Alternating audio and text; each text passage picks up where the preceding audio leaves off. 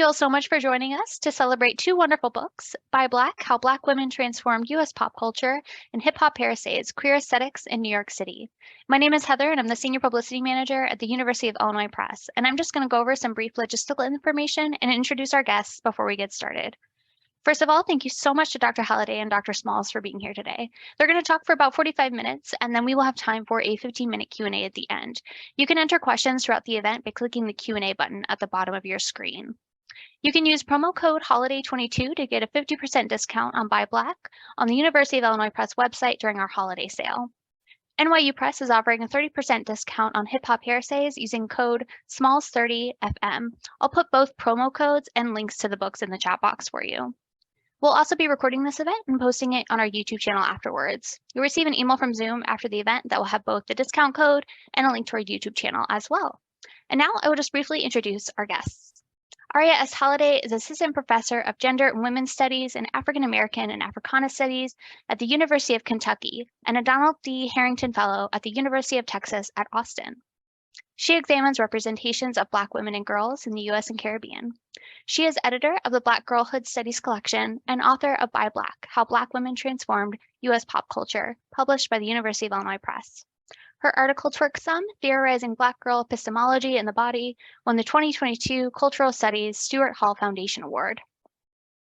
Shanté Paradigm Smalls is a scholar, artist, and writer. Smalls' teaching and research focuses on Black popular culture in music, film, visual art, genre fiction, and other aesthetic forms. Dr. Smalls' first book, Hip Hop Heresies, Queer Aesthetics in New York City, won the 2016 CLAGS Fellowship Award for Best Manuscript in LGBTQ Studies, and was published by NYU Press. Smalls' writing has appeared in QED, The Black Scholar, GLQ, Women in Performance, Criticism, Lateral, American Behavioral Scientist, Suspect Thoughts, Syndicate Literature, and the Oxford Handbook of Queerness in Music. Dr. Smalls is currently an Associate Professor of Black Studies in the Department of English and faculty in the Critical Race and Ethnic Studies Institute, and founding co-director of the LGBTQ Center at St. John's University in New York City. And now, without further ado, I will turn it over to our panelists. Thanks again to everyone for being here today. So, thank you, Heather. Thank you, Heather. If you don't know, it's not typical for presses to have so much support of scholars and authors. And so I want to give a special shout out to University of Illinois Press for hosting us, and for Heather, of course, for making sure this whole thing is possible. And I'm sure Shanté feels the same. Yes, I definitely want to give a shout out to Heather. The University of Illinois Press has been just so amazing in their social media campaign. Heather, thank you for being here today. And Dr. Halliday, of course, thank you for being here, NYU Press. And all of you for being here, and those of you who will come later, and those of you who will be watching it in the future. Yeah. So how do you want to start today, Aria? I think it would be cool to first I want to say, also thanks to you, Shanté, because this was your idea, right? And so, I don't know if people know, but I only know you because a long time ago, you were doing a postdoc, right, at my undergrad, Davidson College, and I heard that there was a Afrofuturism, Black speculative fiction class, and I showed up. And a decade or so later, here we are having this conversation. So I just think this is like a weird, things happen in your life kind of things that you're like, what? I didn't even know. So sweet. I know, it's really great. I actually have like a nice memory of just like, I just got a flashback of, I guess that was the spring of 2012. You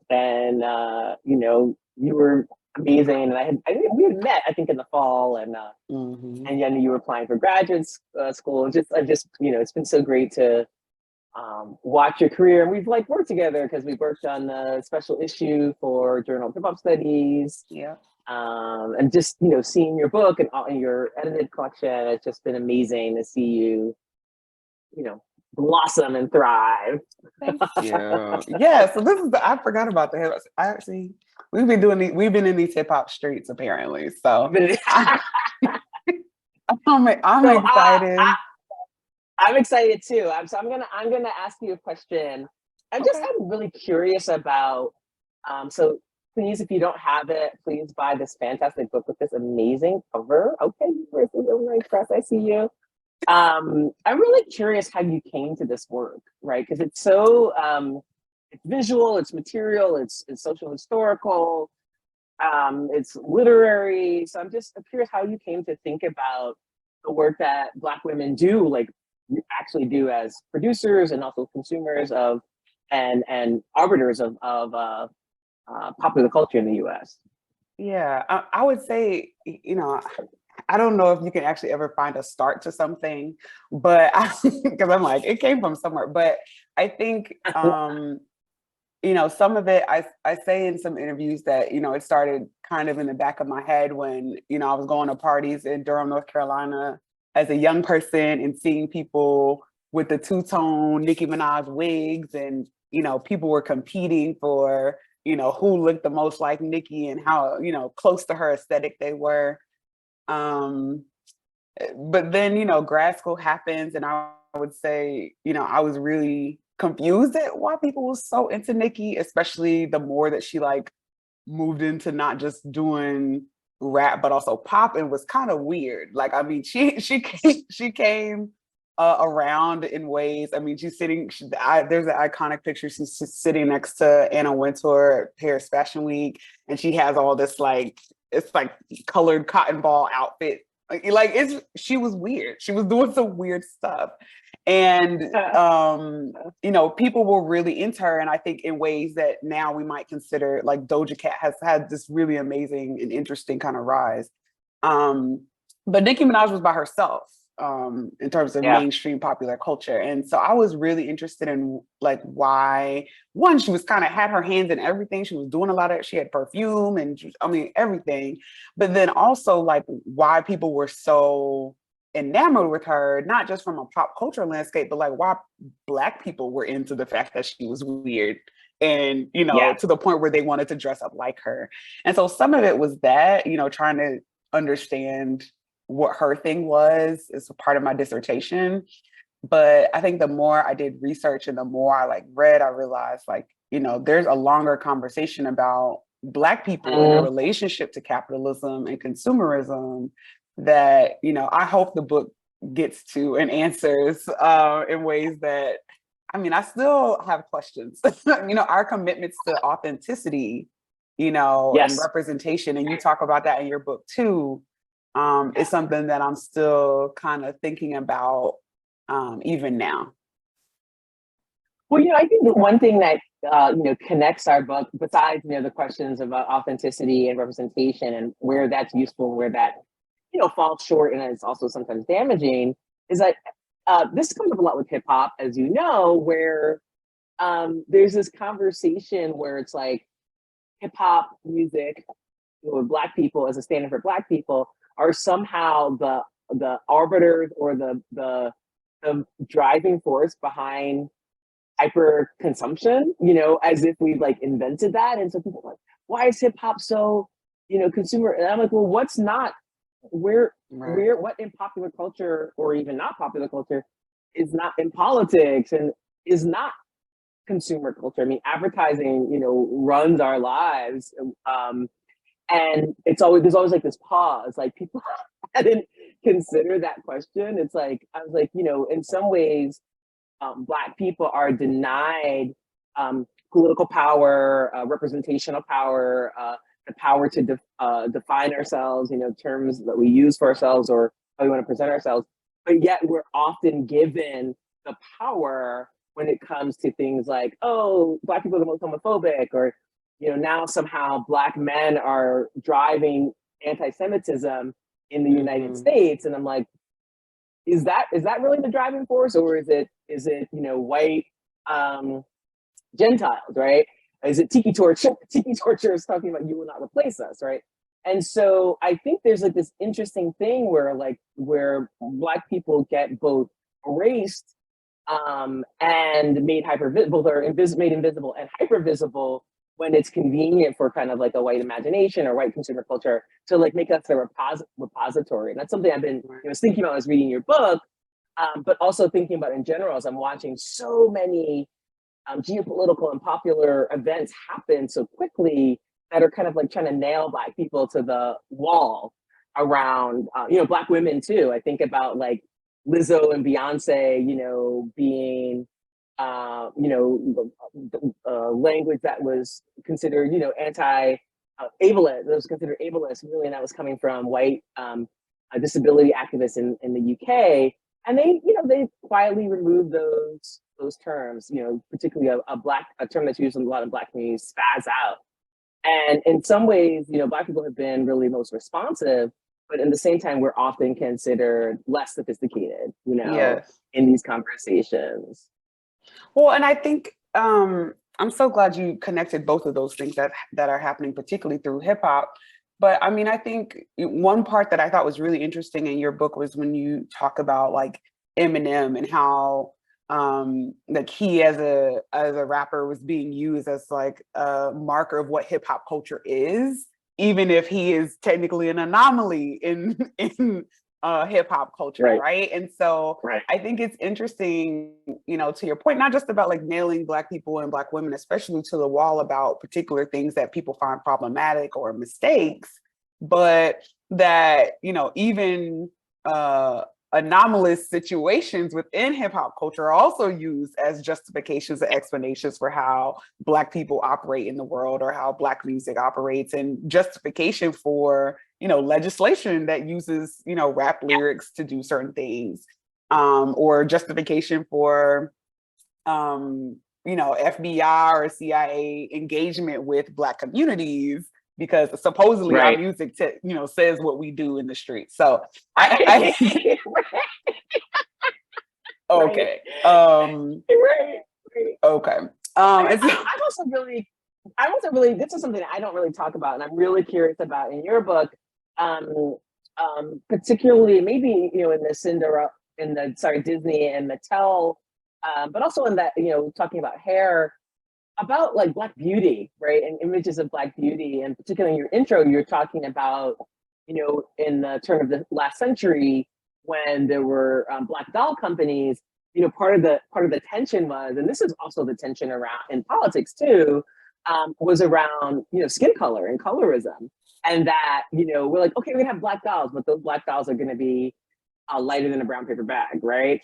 And and so Black representations of Blackness weren't across the spectrum of Blackness. It was actually like this, it was like a kind of a remnant of the tragic mulatto, right? And so I'm wondering, like, do you see movements in kind of like beauty culture, in popular representations where Black women who are, dark skin or brown skin even, are we still stuck in that moment where it's, where, colorism is really running the show in terms of Black representation for women in particular?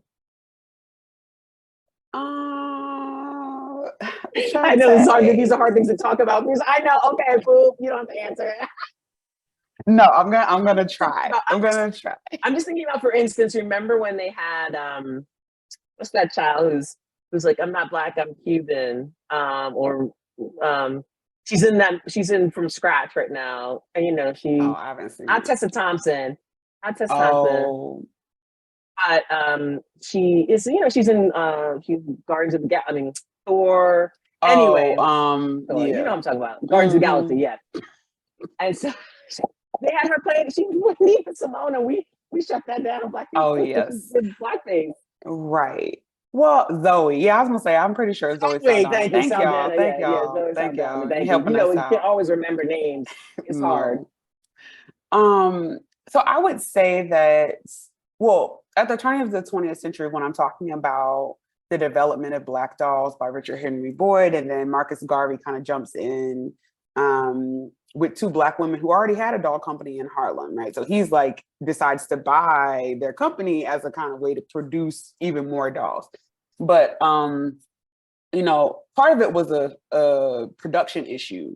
They had just developed a filament where you could make like actually brown dolls. So before it was like, you're getting either black fabric dolls or you're getting like pitch black porcelain, right? There wasn't really an in-between in terms of like baby dolls or whatever that you could actually get that were brown.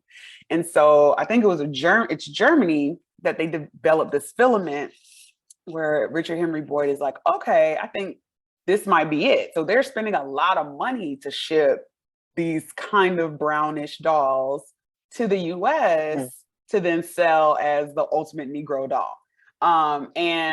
Which is the language they use, Negro dolls for Negro children.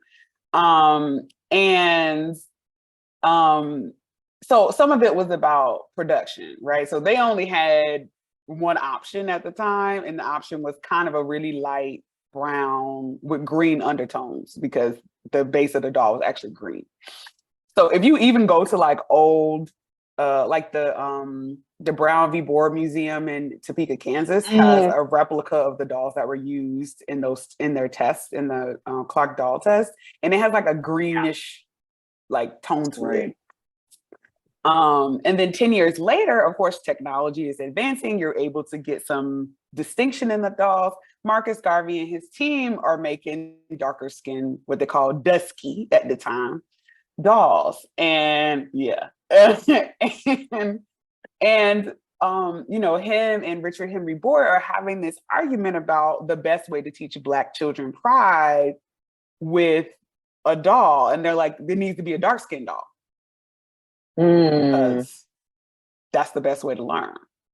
And like, you know, we need to respect, you know, the darkest of us before we get to any of this other stuff. And so it's really from the beginning that people are engaged in this kind of argument about the best representation for us. And, you know, contemporarily, I think that there are more options. So like the fact that Viola Davis is the Woman King did so well. And I mean, she's obviously dark-skinned Black women. Most of the characters are dark-skinned. Most of the actresses who were involved are dark-skinned. Most of the actresses in Black Panther, you know, whether it's the first or the second one, are dark-skinned. I mean, you know, there's a show, my mom is here, so I'm gonna shout her out. Hi, Mom. There's a show that me and her have been watching. There's a show me and her have been watching called Reasonable Doubt on Hulu. And again, it's a dark-skinned sister who's, you know, giving her, is she dark-skinned? A dark-skinned sister will say that. Dark-skinned sister who's giving her her husband work, right? One of the first lines that got me is she's like, nigga, do you know how to do it? And I was like, oh, this is a different show. This is a different show. So I think there's more opportunity. I even think about like in comedy, Nicole Byers, who's a woman of size and she's dark skinned. And she was on that show Crew and is like dating people and she's kind of, you know, she out here. Like that show, yeah. Right. So I think we have more opportunities, but to see dark skinned Black women in leading roles. But I do think there's still a preference for a particular type of Black woman. Because I mean, even in contemporary conversations, you know, people ask like, you know, are people really into Cardi because she's light skinned? When it's like, well, you know, like Cardi is almost regularly saying like, I'm Black. I don't know how many times I need to tell y'all, I've always been Black. This is not a new thing. Right. But, you know, because of her use of Spanish, because she's lighter skinned, you know, people like to dismiss her Blackness. And I think in the same way, I mean, I don't know Doja's racial makeup, but there, I mean, her Lotto, I mean, there's a couple of them. Yeah, Doja's problematic for other reasons. Well, I mean, we can, you know, but I mean, racial politics, right. I mean, Lotto, I mean, her name was Mulatto when she came out, right? And she was not trying to remove that name. Yeah, Jenny Aiko, all these people, you know, HER, like, I mean, you know, one of the things I'm thinking about, you know, it's interesting with social media too, to think about this, you know, particularly around questions of authenticity.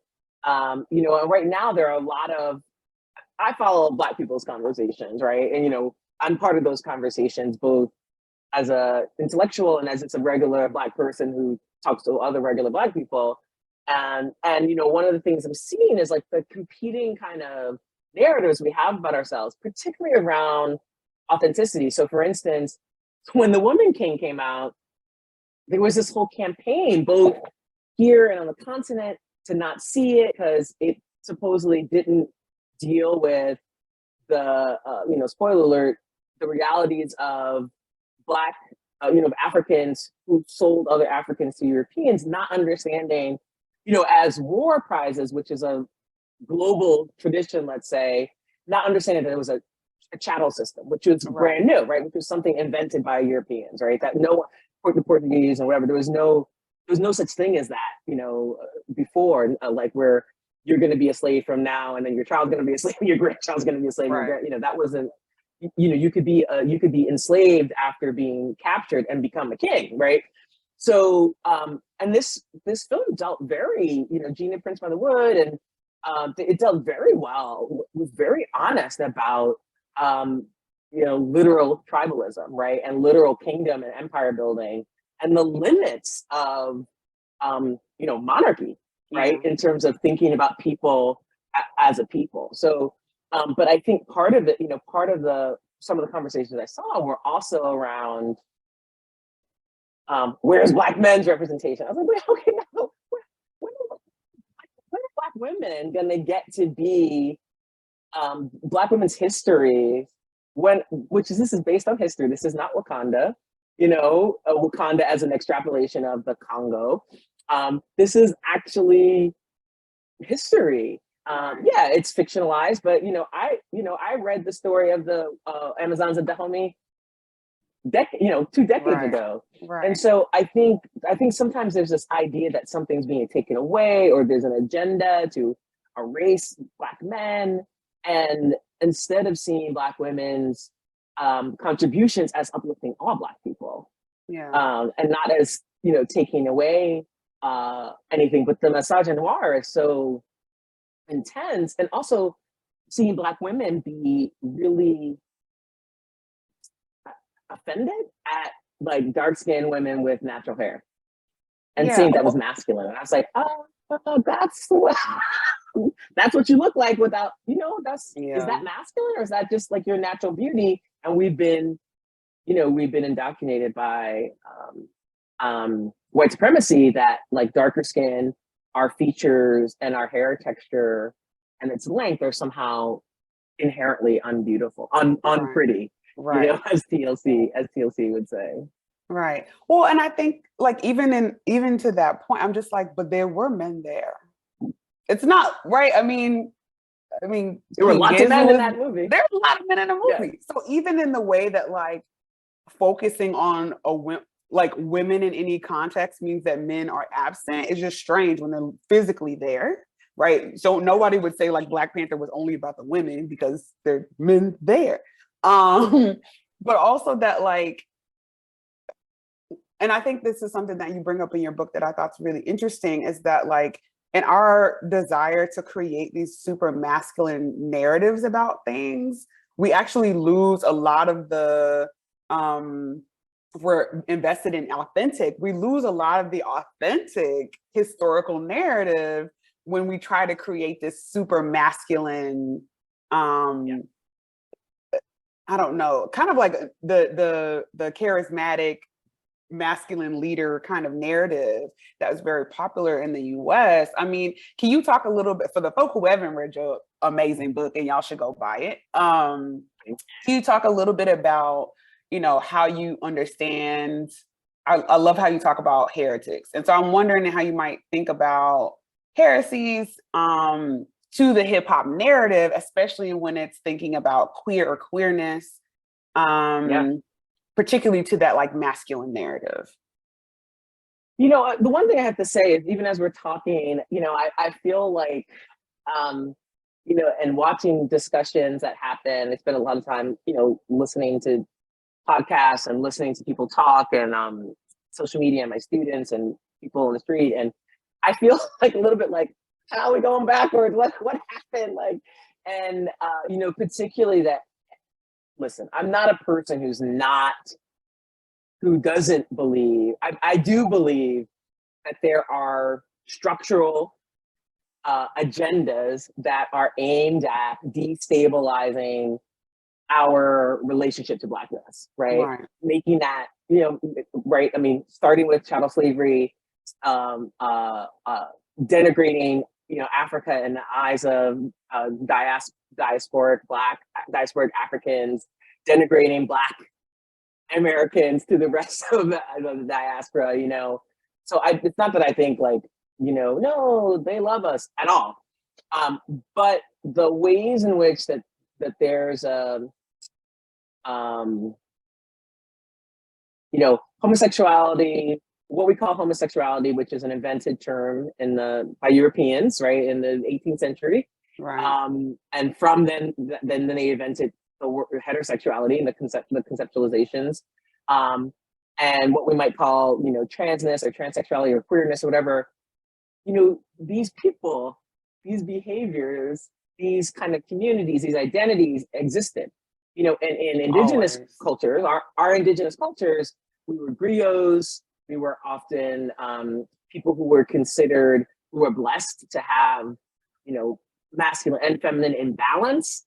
You know, so they were considered, you know, leaders and shamans. And really the shame around sexuality writ large was brought to us by European Puritanism, you know. So even the kinds of ways that, you know, Black people in the US and in the Americas in general have taken to like European ideas of religion, you know, we've Africanized it, we've Blackified it, you know, the King James Version as a colonial project, you know, changing language, changing all kinds of things. So I think, you know, in a lot of ways, there's a kind of there's a desire for reclamation, of course, for a lost past that includes no real people. When people say things like we were kings and queens, I was like, you can't, everyone's not the king. We're the farmers, we're the teachers, where are the poets, where are the artisans, where are the people who did nothing? Like, you didn't think there were bums? Where are the people where are the layabouts? Where are the thieves? Where are the elephant thieves and the horse thieves and the giraffe thieves and the, you know, where are the murderers? Where are the, you know, so this idea that, you know, and also monarchies are historically oppressive, not all.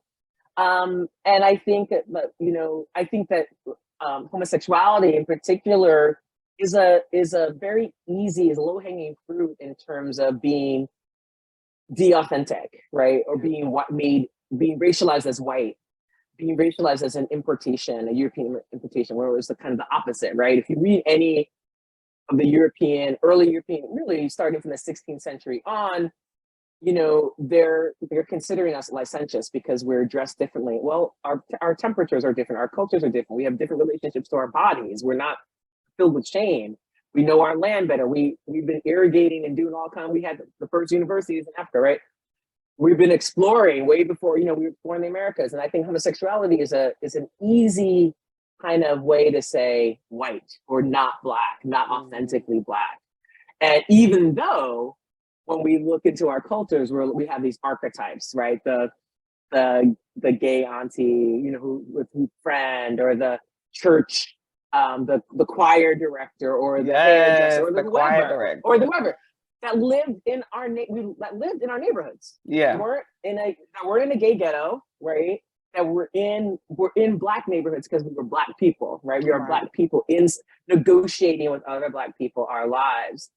But I think that the kinds of masculinity and femininity too, though those stakes are different and how it's articulated is different, is really the language that white people gave us, right? It's not our own relationship to developing these things. It's really through the lens of white supremacy and white hegemony. And so that really creates these very limited ideas of what a human being can be. We all have preferences. We all have places where we feel more comfortable. We all have behaviors that we enjoy or we don't enjoy. But I think the inability to actually imagine sex, gender, sexuality beyond the colonial project has really, we've really internalized that colonial project, and it's really damaged Black people's relationship to our bodies, to each other, to desire, to how we desire each other, to sex, you know, to the sex act. And it's, you know, in hip hop, you know, because hip hop started or culminated in a way that had to do with real material struggle, right? Like, but I always think these are artists, you know, no matter what, these are artists. Artists are sensitive people. Artists are weirdos. You know, these are artists. They're creating, they're doing all kinds of experiment. They're imagining, you know, just like our ancestors imagined freedom, you know, people imagine sound, they imagine that. And so I'm like, you know, can we actually think about our community beyond our populations, our communities beyond these kind of like very didactic, restrictive ideas of what it means to be man, male, masculine, woman, female, feminine, or, you know, or outside those things, or a mixture of those things. And that, you know, I think that's in some ways very, particularly, I honestly think a lot of that falls on Black women. That's been my experience, you know, as a trans person, as a not, you know, as a genderqueer person, who was, you know, raised female and is sexed female. And, you know, honestly, the way that Black women, I see, you know, as a Black feminist myself, seeing the way Black women are constantly being rendered away from the category of woman, right? Yeah. And so that creates incredible amount of anxiety on one hand, and also conflict with, let's say, Black trans women, right? And so I understand that conflict when, if you're a Black woman who's not trans, but you're being perceived and treated as masculine, there's going to be friction. And we need to be able to like have those conversations without saying like, well, those people are transphobic. You know, like, right. You know, when people were like, Cardi B is transphobic, I was like, is she? I mean, maybe she's articulating conversations that we're having that haven't reached, you know, the level of public, but these conversations are happening. Yeah. You know? Well, I thought it was so interesting, you know, like Big Frida, there was a short piece of a longer conversation that was going on for a while, and Big Frida was saying, you know, I'm uncle, I'm auntie, I'm they, I'm like, I'm in community. They know who I am, and I know what they mean when they're talking to me. And right. So I think it's really interesting when, to your point, that we've allowed not only like ideologies around white supremacy that, you know, curate how we understand sex and sexuality and gender, but also that, and it's one thing that I really like about especially the introduction of your book, for those of you trying to figure out if you're gonna start read now. You talk a little bit about like how memorialization, right, pushes people to kind of create canons or canonize certain people or certain narratives over others, and how, I mean, even that process encourages us to forget some folk, right? Yeah. So either we can do a group memorialization, right? It's a collective, or it's one person. We don't know how to do, you know, him and his sister and the stuff, right? Like we don't know how to do that. And so I mean, I was really interested because I think the work that you do is so interesting, because it actually asks us to consider not only the individuals, but also the collectives and the overlaps and the engagements and the arguments and the, you know, and the parties and the clubs and all of these other spaces where actually engagement is happening. And so it's not this like neat, you know, I went in the studio, I made this sound and this is what happened. But actually, you know, I was at this festival and I got booed. And then I went to this club and it actually went well. And then I went to this gay club across the street and it was cool, right? And I think it's so interesting because it forces us to not only like deal with our own understandings of memory and how we might consider ourselves and our relationship to hip hop, but also what we're doing in the present to kind of curate those conversations around certain people, as if there aren't a whole bunch of other people who are also in the mix too. I mean, what you're saying is like so important. I was reading a book and I was like, this is really deep to me. I mean, it's not like, oh, I have to know everything, but it's really deep to me to think about how places like Mattel or Disney, and we know this, like, conceptually we know they rip us off, but thinking that there were these Black women, they were the brain children, and it's like they get erased from. Of course, Black women develop these concepts, like, because who else would? Of course, Black women were like Black Barbie, and this was gonna look Black Cinderella, Princess and the, of course, right? But it's like, and you know, the double edged. I like how you're talking about the double edged sword of like. Well, I want to ask you about what I'm calling a double edged sword of representation, right? Because on one hand, you know, representation does work. It's not. I'm not saying it doesn't do work. I think sometimes we ask it to do way more work. Like, if only we had, like, with the gays, right? If you know a gay person, then you won't be homophobic. No, child, come on now. That's not, or you know a Black person, and we know that racists and homophobes can know Black people or know gay people or know gay Black people and still be racist, homophobic. You can know women and be a misogynist, right? But I want to ask you about the work of representation. Where do you think it, I mean, where do you think it's pushing things forward, and where do you think it's, like, you know, limited? I mean, I think I say this a couple of places, but I think representation is going to fail us every time if we expect that is going to solve all of the problems. Right? Like, I close my book thinking about the moment where we have, you know, congressional members in Kente stoles kneeling in the rotunda. That meme. They have Nancy Pelosi and Chuck Schumer. Right. At the same time, as there are Black people being murdered in the street, there are Black people dying from, you know, this disease that they refuse to take, you know, any precautions about. That, right? Like, at the same, but you got a Kente stole on, and you, that's helping us. From Kenya. From China, that they made in Kenya. Right. I don't even.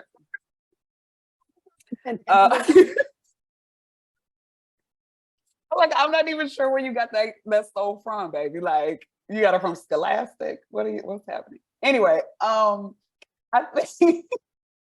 think there's something, you know, nefarious in our own minds. I think, you know, the last 25, 30 years of popular culture, you know, seems to have gotten us to a place where we believe that just having a Black face, just having, you know, a rainbow flag, just having, you know, a more condensed curl pattern means that there is some actual political work being done, even as we have imbued, you know, objects, material objects and visual markers, right? A rainbow flag, for example, with political meaning, right? So the both things are happening, right? We're saying these things matter and they are markers, but also I shouldn't say they're being used against us, but they're being used to hail us, right? To call out to us, to say, hey, that's right. You want this because these are your people. And it's like, is it my people if it just has rainbows? Like, is that it? Is that all I care about? I mean, you know, and I'm thinking about hip hop right now, and, you know, so how hip hop, you know, it's like, we have you know, a young man murdered, minding his own business in a bowling alley, and suddenly, you know, and, you know, the Migos also had this, like, this moment where they really were transformational in terms of millennial, you know, rappers, and suddenly it's the violence doesn't have to do with guns and masculinity, it has to do with hip hop. And we're back in the 80s, right, or the 90s, right, where there are congressional hearings and we're putting, you know, Tipper Gore or whatever is putting labels on, you know, hip hop and heavy metal because they're driving kids to whatever, shoot schools up. Not us shooting schools up, we don't do that, but shoot a bowling alley up. And it's hip hop. Or you know, Kanye West, who, I mean, has been pretty invested in anti-Blackness and certainly anti-Black womanness for a long time, you know? suddenly, that doesn't reach any kind of, I mean, for someone to say that chattel slavery was a choice is such a violence, but that doesn't have any impact because it's not going after the powerful. But when his statements begin to include more people and get more ludicrous, right? Where he's like talking about how cool Nazis are. I mean, it's like, I don't even know. And we're in an echo chamber where that is not just hate speech, as it were, but it's entertainment. Mm-hmm. It's actually entertainment. It's actually driving algorithms. It's driving money into his and other people's pockets. It's actually provocation. It's performance. It's incredibly smart psychological manipulation of our addiction to reality, TV, and so again, hip hop gets, becomes the repository for an incredible amount of violence. Whenever people ask me this question, I've been being asked for 20 plus years. When I was making music as a hip hop artist, and now as an academic who's writing about hip hop, and they'll say, there's always this question. There's always some like shaky voice queer who's like, when is hip hop not going to be homophobic and misogynist? And I said, depending on what time it is on the timeline, right now we have almost 400 pieces of legislation, anti-queer and particularly anti-trans legislation. In New York City, there have been, for the last 6 months, there have been a couple of people, one white man in particular, like stalking queer bars and restaurants in Chelsea and Hell's Kitchen, throwing bricks, nothing. No white people are homophobic, no Congress, which is mostly white and male and older, boomers is homo. None of that structural that's true gets placed on us. And I always say, like, what has hip hop done to you? Hip hop is not going to take your job away from you. Hip hop is not going to prevent your health care. Hip hop is not going to interrupt your romantic and sexual relationship. Hip hop is not going to shoot up your club, And so there's a way that it's easy to say that we are our verbal homophobia, right? Our use of faggot or dyke or whatever is some, but also I'll ask you, what white pop star, as problematic as Kendrick Lamar can be, has made a song about their trans relative? As challenging as that song sometimes is, that's a discussion. Right. Who's making music about their trans relatives? Beyonce putting trans and queer people on her album, and people saying, well, that's appropriation. I'm like, but the difference is that Black people, we're not, it's not separate communities, right? Right. We're all a part of, Sid is on there as a producer. They have trans women on this producer. You have Big Frida.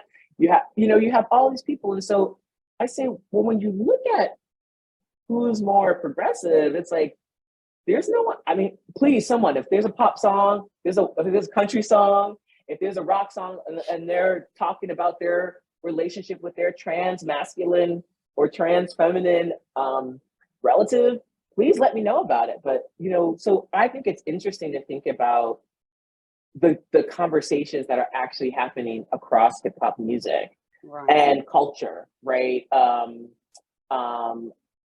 that there are popular, queer, out hip hop artists. All the girls now are queer. Mm-hmm. Cardi B's like, I'm a bisexual. She said, if you knew me before all of this stuff, you knew I was bisexual then. You knew. Right? This is not a new development. Young Miami, Kalani, I mean, all of them, and so it's like, I think what we're in a moment where there are less consequences. You're not going to lose your career, right? If you come out as, obviously, Lil Nas X, obviously Young M.A., obviously Saucy Santana, Ocean Kelly, Fred Ocean, whatever, Frank Ocean, and so on. But we're in a different time period where you can actually have a career, and you don't have to be Elton John or Ellen, right? And I think that's, I'm just reading this story about the first out football player from an HBCU. I did see that. Mm-hmm. And so I think it's not so much we existed or we didn't exist before 1980 or something, because there's a long history of queer. A book is coming out. It's either out or it's coming out next year, about the first known drag queen was an enslaved person on a plantation. Yes, I was hearing in the 1800s, and got paid for carrying on. Oh yes, can't even imagine. Mind blown, right? So I think that what I see my book as is part of entering into a conversation that's about opening, more curiosity, more. It's better when we have multiplicity. It's better when we see all the different strands of genius and creativity and influence. Yeah. And that we not just say it has to look like this, because if we say that, then we're missing, not only are we missing our own history, but we're also then preventing folks from entering those spaces and creating stuff that frankly saves our lives, that gives us vitality. That this is what my next book is about, that in hip hop, I can say for me, hip hop did save my life. How? By listening to hip hop, I understood that I had worth as a Black person. Even sometimes the words would be anti-female or anti-queer, I always trusted that I could have a relationship with a homophobic Black person that could over time change. And I had seen that happen. Mm-hmm. Whereas the relationship necessarily, I didn't have that same sense of safety with white racists, right? You're right. So, anyway, we're like coming close to the hour. I'm gonna I can talk. No, we can go. I don't even care. I know there's people here. So audience, ask questions. Yeah, audience, if you have questions, you can drop it in the Q and chat. The Q&A, Q&A only, not in the chat, in the Q&A only. So we know to answer your question. Drop it in the Q&A. But while y'all are getting yourselves together, I am gonna ask a question or a thought I had when I was reading your book. I was thinking about, so there's a point, you said it here, so it's not like I'm bringing a secret, but you're talking about, being a hip hop performer, being a producer, being not only a cultural producer, but also a knowledge producer in those spaces, creating relationships and networks across space and time. And I couldn't help but think about, you're talking about your collaborative relationship. And then it says you're like invited to LA for this, or to Oakland for this performance. And I was thinking about, I couldn't help but think about The Last Dragon in Issa Rae's LA, and how it connects to, how you think about the queerness of hip hop in New York City. Because I was sitting there and I was like, this is one of those moments in Insecure where everybody's kind of laughing. There's a whole cultural moment around all of us are going to see The Last Dragon together. And I was like, well, that's interesting alongside, what Shanté is saying about how The Last Dragon operates for Black people in New York City. So I was just wondering if you might grapple with me about, how The Last Dragon operates, but not only, literally across hip hop space and time, right? Not only in New York City, but in other places. Well, it's so interesting because when I was doing research for this book, and I was, I had this, like, of course, nostalgic relationship with The Last Dragon. It was like, I felt like it saw me, like, as a kid. Like, I was into martial arts and, martial arts culture, specifically Chinese martial arts culture. And I felt like I knew a lot of Leroy's, not that innocent and naive. An interesting fact is when I interviewed Louis Venesta, who's the screenwriter, he had originally wanted, I think it said in the footnote, he wanted Billy Banks or Mario Van Peebles. So he wanted a much more masculine, well-known Billy Banks. Before we knew him as Tybo, he was he's a martial arts guy, dark skin, bald, and then Mario Van Peebles, of course, Melvin Van Peebles' son. He was a light skinned heartthrob in the 80s or whatever, 90s. And then instead they got this young guy, Ty Mac, who's like this, mixed race, Black and Italian. And then his love interest is also mixed race. And then Vanity, and then the bad guy's a dark skinned guy, but representing Japan, which is, historically makes sense. But I think that The Last Dragon, I remember that in, Insecure, it represents a kind of deep knowledge. One thing I've also found in a movie is that it was also really popular across the diaspora. So people were watching it in the Caribbean, people were watching it in South America, people were watching it on the continent. So it was speaking to Black people's in historical relationship to communism, right, and socialism, right, really going back to the 20s, the late 19th century and the early 20th century, and kind of political investment that Black socialists and Black Marxists had across the 20th century, right, both in like kind of the 20s and the 30s, and then really in the 60s, 70s, and 80s. So there was this kind of like cultural relationship to martial arts, certainly, but also this social political relationship to political thought, political ideology. Right. So it really operated on a lot of different levels, and I think it speaks to like Black folks' genius, right, of adaptation, of kind of hip hop culture, of our relationship to bricolage and pastiche, of the ways we're able to kind of fit in anywhere, and how important that time. There was also an innocence to that time, not in reality. There was a lot of violence. There was a lot of, it was the Reagan era, so it was definitely not good for Black people.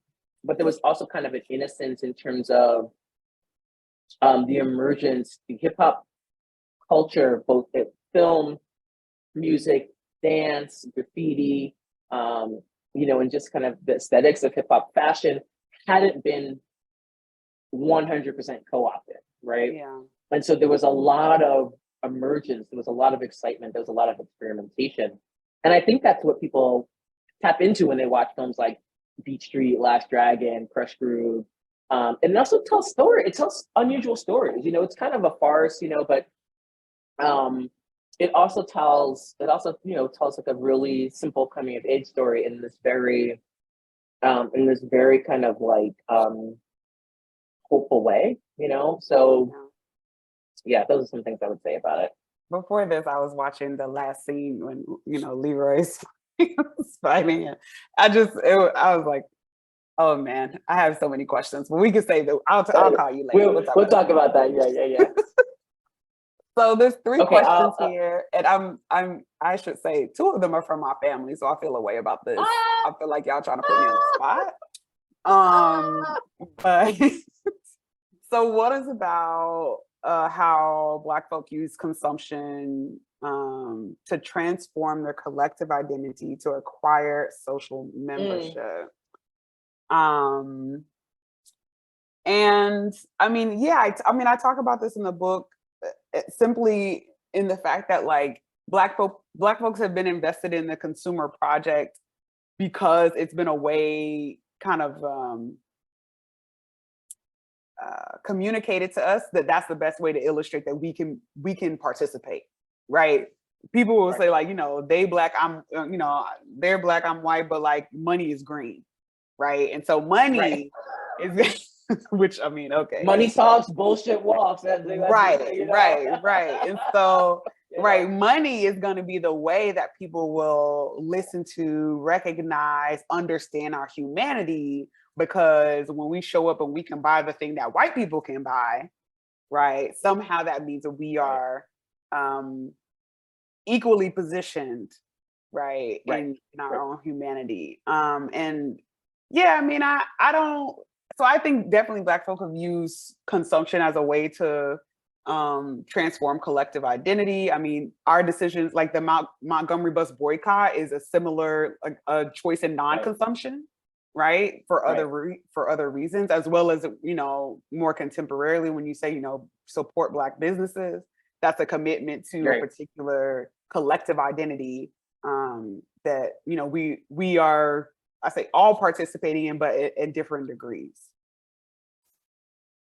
Yeah, one thing I do think about that in terms of, consumption, and we know that, the Black dollar flies out of the Black community. I mean, maybe less so now, but the Black dollar and Black vernacular drives popular culture. All the language of Gen Z is Black vernacular.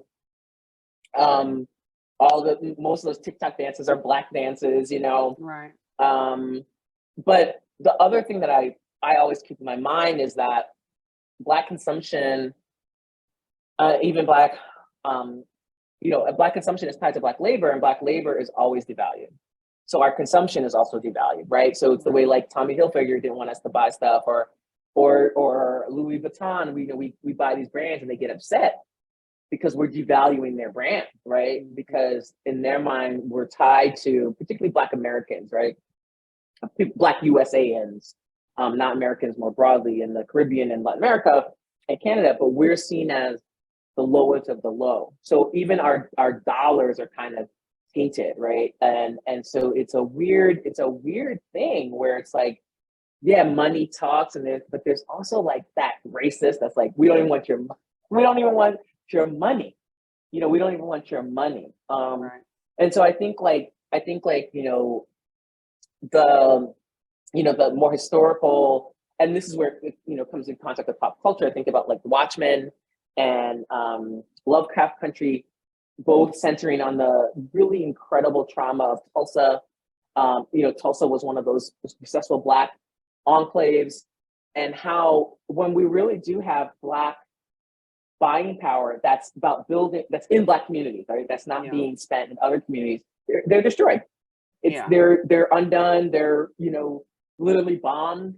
And so, or they're provocateurs. Like there's a really cool Black luxury brand called it's a sports brand called Actively Black, and it's doing really well. They have a partnership with maybe UGG. They have a partnership with Black Panther, and people are like, you should take the Black out because no one's going to buy it. Or why are your sneakers? Why are your sneakers $139? I was like, that's not a lot for athletic sneakers. Like how much y'all spend on the Yeezys or the Jordans or the whatever. But there's a feeling that you can't. That's Black inherently means less worth. So I think the consumption is similar to representation, where it can only go so far, and we've been told that it can do everything, but it can't. It can't. And some of us are Black no matter where we go, and our dollars or our passport don't matter, right? And only go so far. They can, we do. There is privilege, I've definitely had that experience where being a Negro somewhere else, I'm treated better than the native Negroes, but I'm still a Negro. Right. Mm-hmm. You're a Negro that sounds American, so therefore, right. That's been my experience. So we got a minute. I don't know how you. You said, let's go to this third question. You both spoke about not relying too heavily on narrow perspectives of representation. How would you suggest we grapple with when Black stories gain commercial success and even open doors for Black creators, but are told by non-Black storytellers? Case in point, The Woman King garnered industrial success was written by two white American women. Yeah. I mean, I think about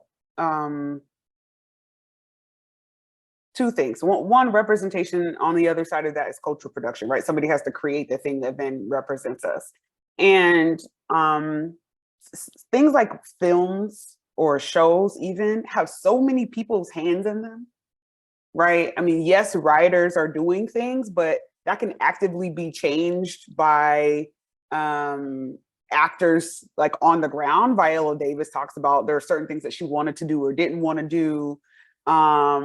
The literally scene by scene, some of that changes because of the director, that changes because, right? So I think when we're talking about cultural production, it's important to have, a nuanced understanding of how these things get made yes, the writers matter, but also like who is the director, who are the actors, you know, who's on the production team, who's doing the editing sometimes, right? It literally comes down to the chopping block at the editing table. Who's doing the lighting?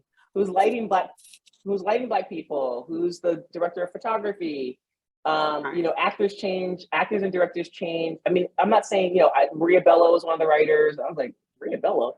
And some of that has to do with who has the capital to buy the rights to a story, and then they write it, right? But then I think if it hadn't been, you know, Viola Davis and Gina Prince by the Wood, who I trust anything she does, frankly, and, you know, that movie was a Black story.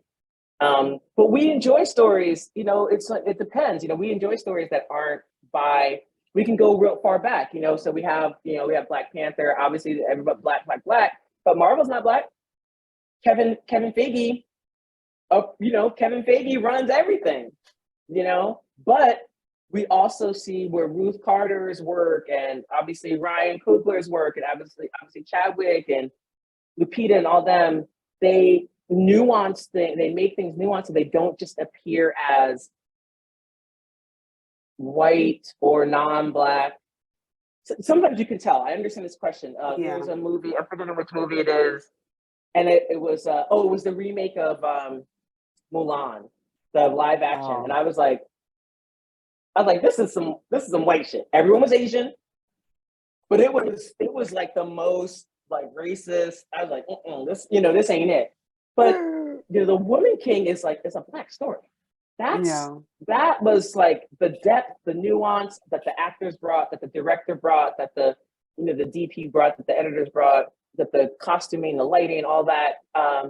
It was very powerful, you know, and it felt like, you know, so I think we have to be, you know, discriminating and be like, but it's, I think I agree with film and television. There are so many people involved that, and then you have to just see how the product feels, how it hits you. Does it hit you as a story that actually is invested in telling the stories of African and African American and African diasporic people? Right. Or is it more of a,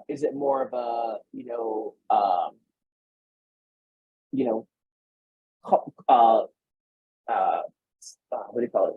Ventriloquism, right? Cultural ventriloquism. So, you know, one has to struggle with it. And I think that we actually need more media literacy, you know, about how to really grapple with these, because there's nothing I've ever seen, including Black Panther, that I'm 100% on board with.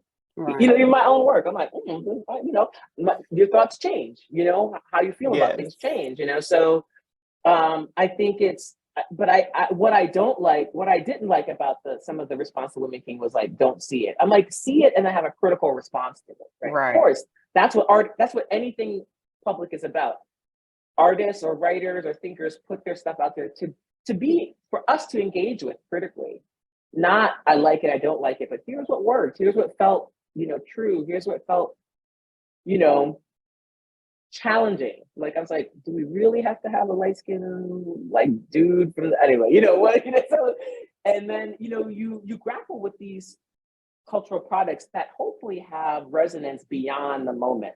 Hopefully we'll be revisiting Black Panther and The Woman King in 30 years, you know, as really important films, which they both are. Yeah, I completely agree with that.